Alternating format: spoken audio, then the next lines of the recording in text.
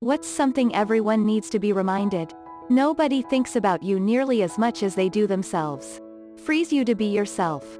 I was gonna say turn signals, but now, IDK, what to say now? My mom said something similar, that you're really not important to people who don't know you, so don't worry as much about some embarrassing thing.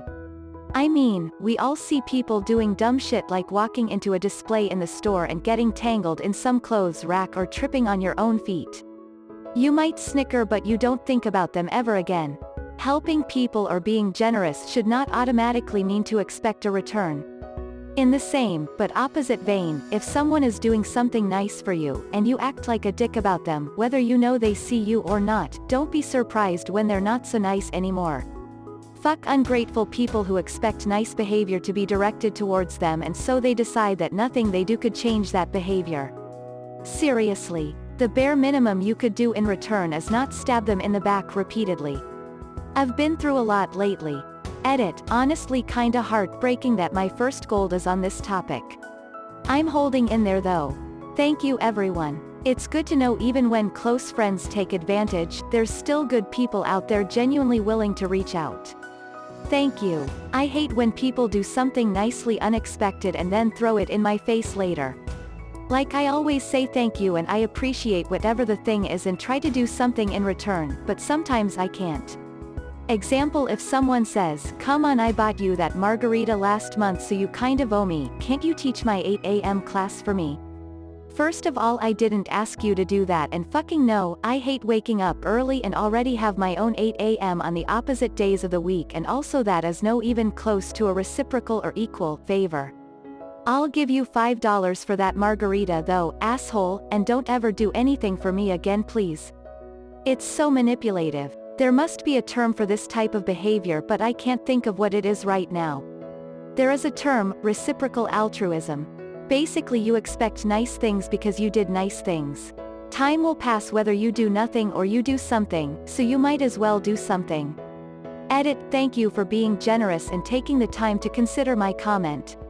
In my experience, I am always tired in one way or another, whether than be tired from not sleeping, physically tired from working out, tired mentally from working, or tired of someone else's shit. I am most likely always tired, so that excuse is really just pointless and doesn't mean anything.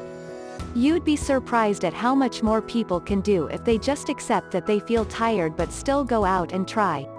If you don't, you'll end up sitting on the couch feeling like a big blob of lard, feeling tired because, and this may come as a surprise to some, but not doing anything and being lazy makes people more tired and lazy in the long run, just like sleeping too much can make you tired as well. Control what you can control.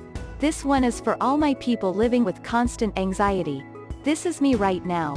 Waiting for my school to give me an okay to write an exam. Emailed them 4 times and called them 5 times over the last few weeks. Can't get a hold of the person at Student Affairs despite leaving several messages with the secretary, but I did what I could in my control, now just anxiously waiting for a reply. You did what you were supposed to do. That's all you can do. If you want to go an extra step further, start writing the exam assuming you will get the okay. If that is possible or realistic, I don't know your situation, try to see the student affairs person during their business hours. But so far, you have done everything right. You can't get upset about that. Drink water, dude. Stop using data at home. You will die eventually and it probably will not be of embarrassment, so sometimes worry less and take a chance on things. Also, you can learn far better from failure than from success, make sure to take that away when you do lose. Edit, thanks for the gold and silver, things I don't need but appreciate all the same. A few nice words can go a very long way. Cashews come from a fruit.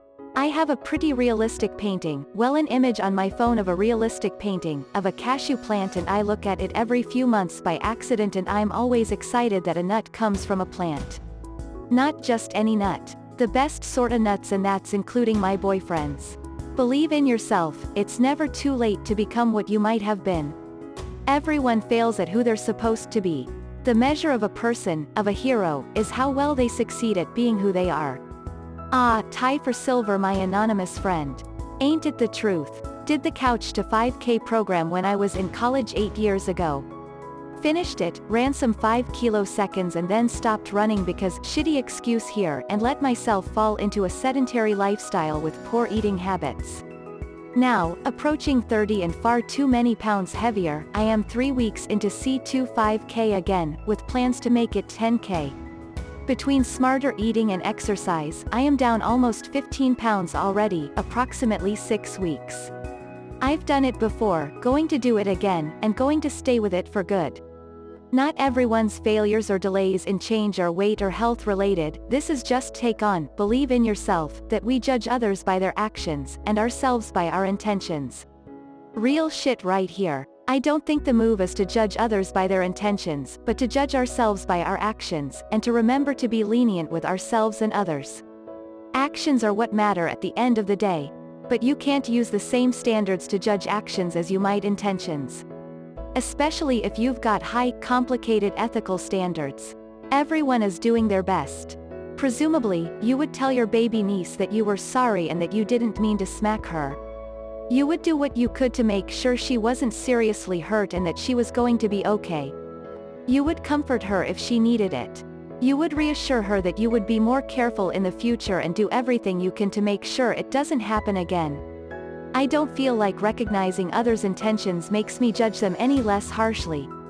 Like, I understand that the reason they want to take away my health care isn't because they just hate disabled people and want us to die. It's because they're fucking idiots who actually think taking away healthcare from the disabled and the poor would somehow be better overall for society. But the fact that they're doing it because they're completely stupid and not because they're malicious isn't going to make me feel any better when I'm lying in the gutter dying of lack of healthcare. I think it's fair to judge on actions though. Intentions alone don't help or hurt anyone, it's the action that matters. If someone gets injured because of the action of another, good intentions aren't going to uninjure that person. Although I think people should judge themselves by their actions also. It doesn't matter if you think what you're doing is a good thing, you always need to stop and think about how it will appear to or impact other people, or risk being an asshole, or worse.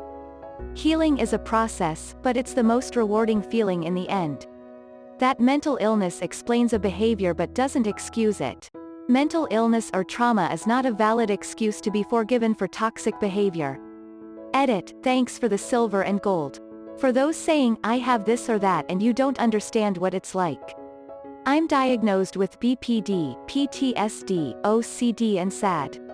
When I was less self-aware I fell back on blaming my mental illness and the childhood trauma that caused them. But toxic behavior is still toxic behavior. Just because someone victimized me as a kid doesn't give me a free pass to lash out and hurt others and for it to be forgiven, overlooked because oh she's got, insert mental illness. I'm mentally ill and do my best to be kind to people despite my username here, lol. Just because I'm suffering doesn't mean others need to. Sometimes I mess up though. Please don't drink and drive. Every day 29 people are killed in the United States involving an alcohol-impaired driver. Do not let your choices take others' lives away. This is exactly why I don't consider Uber or Lyft an optional expense if I go out drinking. Sometimes I end up only having one beer and took a $30 Uber each way, but money can be replenished. We can't bring back the dead. Edit. I go out knowing that I am probably going to drink in excess, so I Uber. Sometimes plans change and don't end up drinking more than a beer, so I ended up Ubering both ways for no reason. I don't have one beer and self-righteously pull myself off the road, lol. Kid I went to high school last night got into an accident last night drinking and driving. Split the car in half. Him and his best friend were ejected. Kid 1 walked away with minor cuts and bruises. Kid 2 is in serious condition at the hospital. Kid 1 left his best friend there at the crash to die while he went home and went to sleep. Don't drink and drive. And if you do, don't leave your fucking friends to die.